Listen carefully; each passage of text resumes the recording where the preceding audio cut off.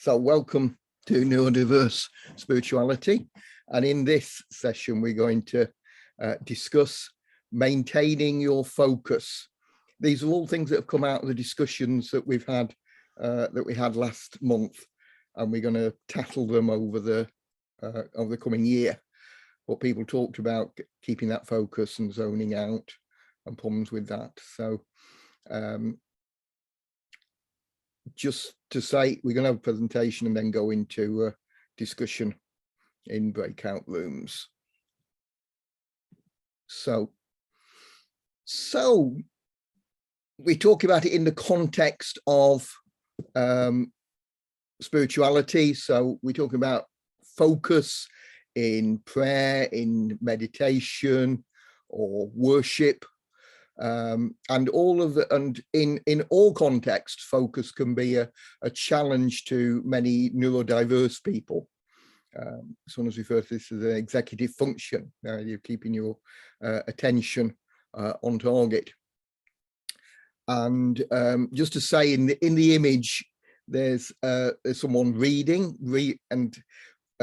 reading isn't for everyone and isn't the best way for everyone to interact and everyone to concentrate in developing their spirituality. Some people may prefer to watch things, some people may prefer to listen, and lots of different ways, and use the way that helps you.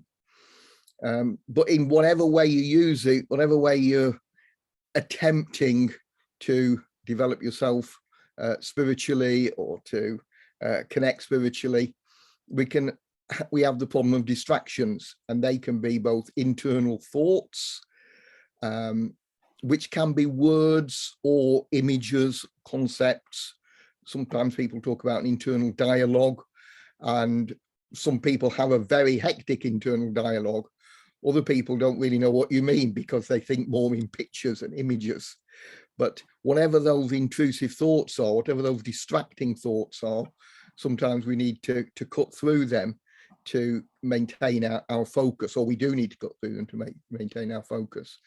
But we can also have external distractions, such as details that we see around us. If something is changed in a room, it might be quite disturbing to some people. Think, oh, why is that? Or not quite disturbing, but at least distracting.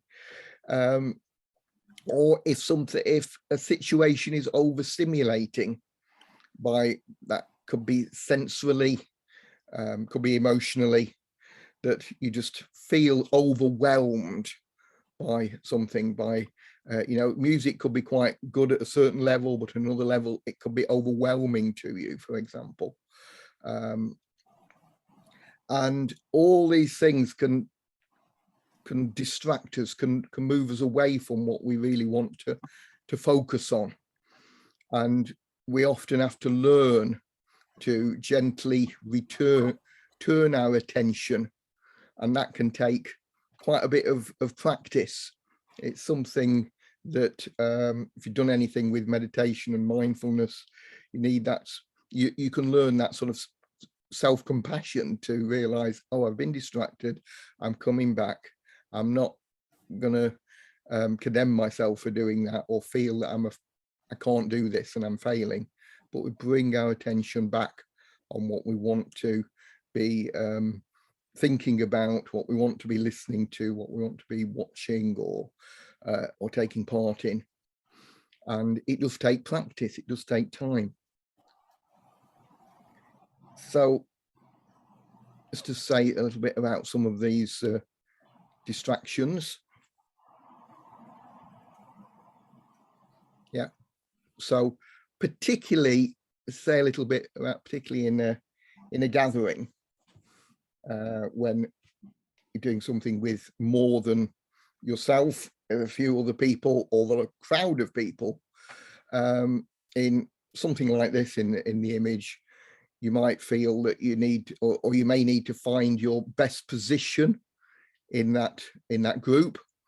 Do you want, if you're in in seats, in rows, in event, listening to a speaker, or taking part in a worship practice or ritual, whatever it is, you might need to think, do I want to be the front? Do I want to be at the back?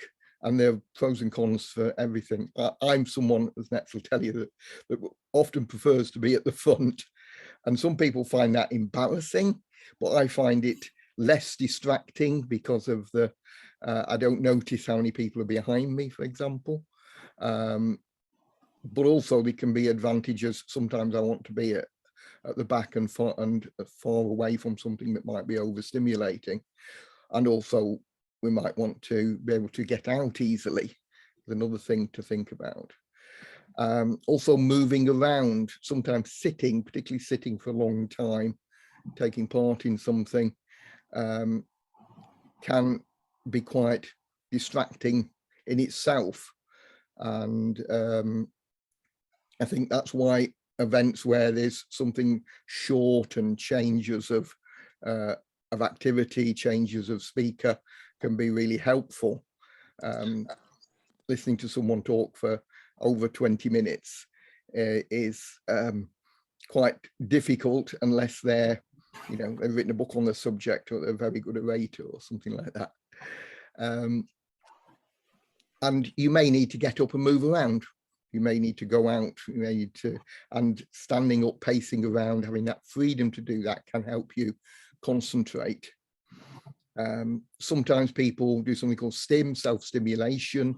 You might have fidget toys. Actually, toys, they're like executive stress toys. It's like things that can help you concentrate. Creative activities are a great thing to help you concentrate. Some people knit, some people, sometimes some events have quite creative sort of art activities or multi-sensory activities where you can do something a little bit more creative, and that can help people's concentration in and sometimes people think, oh, that's a distraction, but actually it helps you, it can help you focus really on what's being said. You don't have to keep looking at you know, a key person speaking or whatever. You can be doing these activities, but sometimes just doing multiple activities and multisensory activities can be very helpful, and we can find that we're away, if you like. And in flow is one sort of word, and we'll come into that in a moment. But being in those situations with a lot of other people can be a challenge, but we can actually find that we're really focusing well. But some of us may benefit from solitude, from doing these things on our own, where we can focus on what we choose, and we can focus more intensely. There's something about control that helps you focus. And so if you've chosen that activity, you choose in a bigger setting to take part in something, but a lot of it is served up to you. A lot of it, that's why in you know, worship gathering can be referred to as a service, because it's served up to you. People have chosen and designed it and curated it. But being on your own might well help. Next one, and take us into, and this is what I think is quite an interesting aspect of this when we look at neurodiversity, because it can take us into something that's referred to as hyperfocus, which is a real deep focus. It can sometimes happen when we've got a deadline, when we really got to work through the night to get that essay in or whatever, but also it can work when we're really interested in something, when we're focused on a special interest, and we can really focus for a long time and in a really deep way, and it takes us past those distractions and often takes us to a place of peace and calm And we can even find that in a more public space where we are really focused on music or a speaker or some ritual we're taking part in, that we've come to that place of flow, it's sometimes called, where we're really enjoying that and are entranced by that. And it's in that hyperfocus where we can use or develop, sometimes these skills are natural, sometimes we need to develop them further, such skills as creative visualization and self-reflection, a couple that come to mind in those settings, ways of using our sensitivities, ways of using our imagination that might be quite powerful in that. So sometimes we can be imagining a story that we're listening to. We can be imagining or reflecting on how something affects us and why something has affected us in the past, but in a positive way in those situations. And it's then we can connect, I feel, from my experience, with our truest, deepest self. And we're talking about it in a spiritual context, connecting with the divine, connecting with God, connecting with the Holy Spirit in that, and in a mystical way, maybe, as we imagine things, as we feel that we've got maybe images that come from God, from the divine, from the spiritual realm, in that experience of connection in this time of hyperfocus. So what I want to go into with the question is simply, are we going to go into breakout rooms in a minute or two? But just to say, what I want you to think about is, how have you dealt with internal and external distractions in a spiritual context that we've been talking about? And how might you use such skills as hyperfocus and visualization to go deeper in the way that we've been discussing? And we'll go into those. So if I can stop the recording there.